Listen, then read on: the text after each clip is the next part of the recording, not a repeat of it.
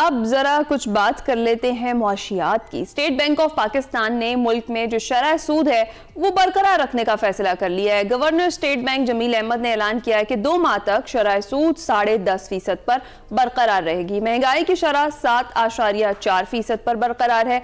रवां माली साल अफराते ज़र की शरह 5 से 7% के हदफ के अंदर रहने की तवक्को की जा रही है। निजी शोबे के कर्जों की अगर बात करें तो उसमें 578 अरब रुपए का इजाफा हुआ।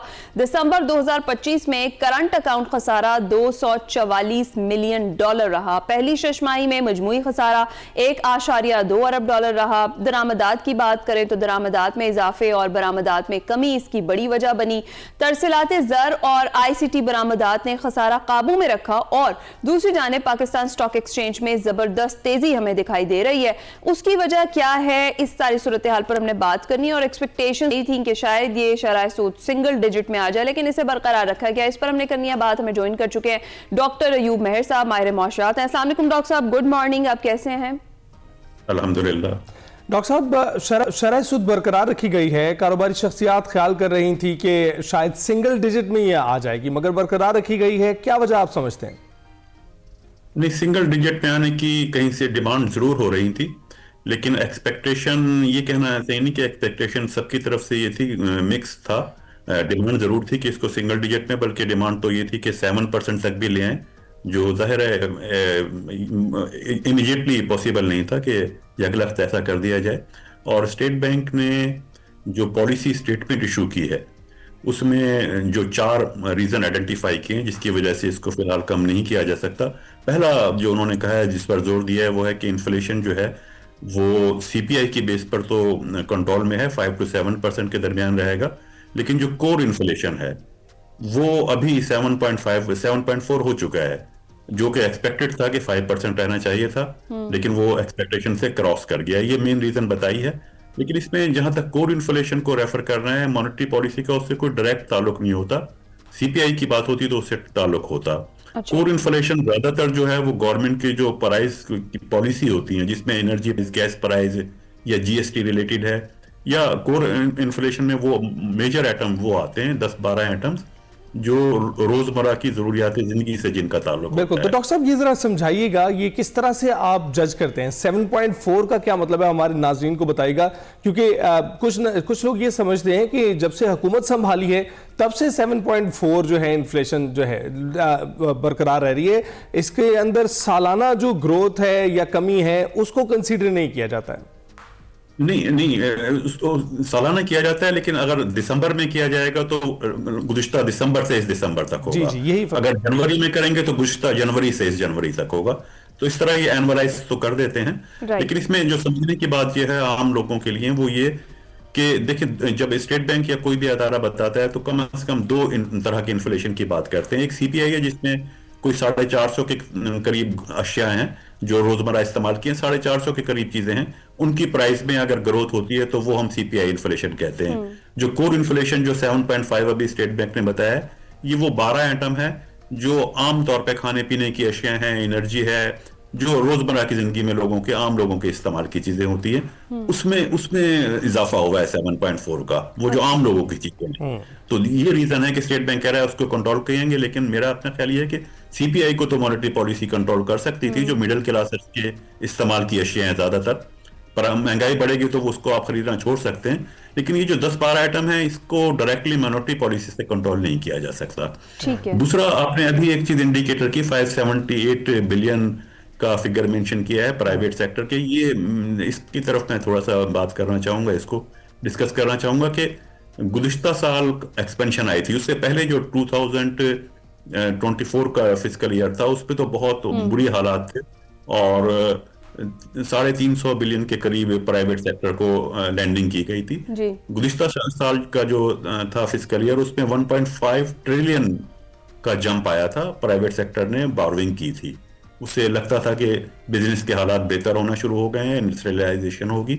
अच्छा। अभी 578 बिलियन का इजाफा हुआ है 6 महीने में, बल्कि ये फिगर है 9 जनवरी तक की, यानी 7 जुलाई से 9 जनवरी तक की इजाफा हुआ है। लेकिन उसमें देखिए 2-3 चीजें बड़ी उसमें मैं समझता हूँ वो तशवीशनाक है। पहली चीज तो ये कि जो लैंडिंग हो रही है बैंक से प्राइवेट सेक्टर को, उसका मेजर पार्ट जो है 60-70% वो वर्किंग कैपिटल के लिए है। ठीक है। यानी बिजनेस के रोजमर्रा के अखराजात पूरे करने के लिए, उसके उसके मैनेज करने के लिए, कैश मैनेज करने के लिए, फिक्स्ड इन्वेस्टमेंट के लिए नहीं है। फिक्स्ड इन्वेस्टमेंट के लिए 30-35% के दरमियान है। हालांकि मेजर जो है ना, पाकिस्तान में ये होता रहा है हिस्टोरिकली कि मेजर लैंडिंग जो होती थी वो फिक्स्ड इन्वेस्टमेंट के लिए होती थी, ताकि नए बिजनेस एक्सपेंशन करें, प्लांट मशीनरी इंस्टॉल हो, प्रोडक्शन में इजाफा हो। प्रोडक्शन में इजाफा हो। यस, उस पर नहीं हो रहा, वर्किंग कैपिटल के लिए हो रहा है। अच्छा। और उसमें भी जो टोटल है फाइनेंसिंग, उसमें एसएमईज को सिर्फ 1% जा रहा है, 99% दूसरे शोबों में जा रहा है। ठीक है। एसएमईज आपकी बैकबोन है, उसको 1% सिर्फ लैंडिंग हो रही है। राइट। ये तो सारे ये फैक्टर्स मैटर करते हैं। अच्छा डॉक्टर साहब, ये जो जिस तरह हम बात कर रहे हैं, जो शरह नमू का जो टारगेट रखा गया है, आपके ख्याल में एक्सपोर्ट्स बढ़ाए बगैर क्या वो टारगेट अचीव किया जा सकता है? दूसरा ये कि हम मतलब देख रहे हैं एफडीआई भी उस तरह से नहीं है, जिस तरह से कहा जरूर जा रहा है लेकिन उस तरीके से उसमें इजाफा नहीं हो रहा, तो इस पर आप क्या कहेंगे?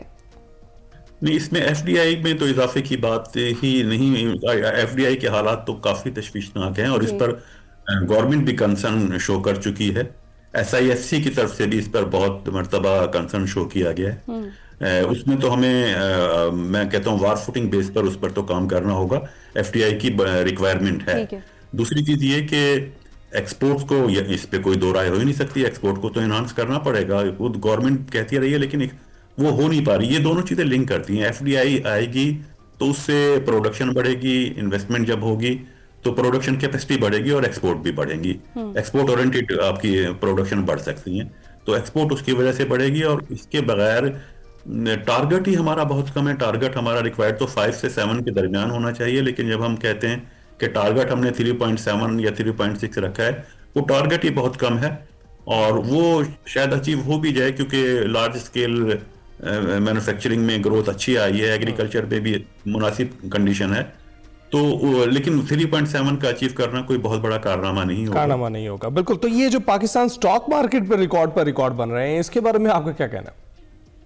पाकिस्तान स्टॉक मार्केट का देखिए, इंडेक्स का जो है उसमें कुछ हालात, बैनुल अक़वामी हालात ऐसे हैं जो मैं समझता हूँ पाकिस्तान को फेवर कर रहे हैं, पाकिस्तान के फेवर में जा रहे हैं। ऑयल प्राइस का इसका कम होना, फिर दूसरा हमारी फॉरेन पॉलिसी बहरहाल पाकिस्तान की काफी हद तक उसमें अच्छे चेंजेस नजर आ रही हैं, तो उसका भी एक बेनिफिट है। दूसरी चीज ये कि जब एक टैरिफ वार शुरू हुई है ग्लोबली, तो उसमें पाकिस्तान बहुत कम मुतासरीन में आता है। बड़ी दूसरी कंट्रीज ज्यादा मुतासिर हुई हैं, जिसका यकीनन पाकिस्तान को बेनिफिट उनका होता है। तो अगरचे इंटरेस्ट रेट भी समझा जा रहा था इसमें कमी आती तो ज्यादा अच्छा जंप मिलता, लेकिन वो बहरहाल उसके ना चेंज होने के बावजूद स्टॉक मार्केट में एक चेंज आई है। कॉर्पोरेट के प्रॉफिट भी इंप्रूव हुए हैं, लार्ज स्केल में खास तौर पे इंप्रूव हुई है, उसको स्टॉक मार्केट ने रिएक्ट किया है, उसकी वजह से तो वो एक ग्रोथ नजर आ रही है। राइट। बहुत शुक्रिया डॉक्टर अयूब मेहर साहब हमारे साथ मौजूद थे, और जो स्टेट बैंक की जानिब से शरह सूद जो बरकरार रखी गई है उस पर हम बात कर रहे थे। अभी हम ब्रेक पर जाएंगे।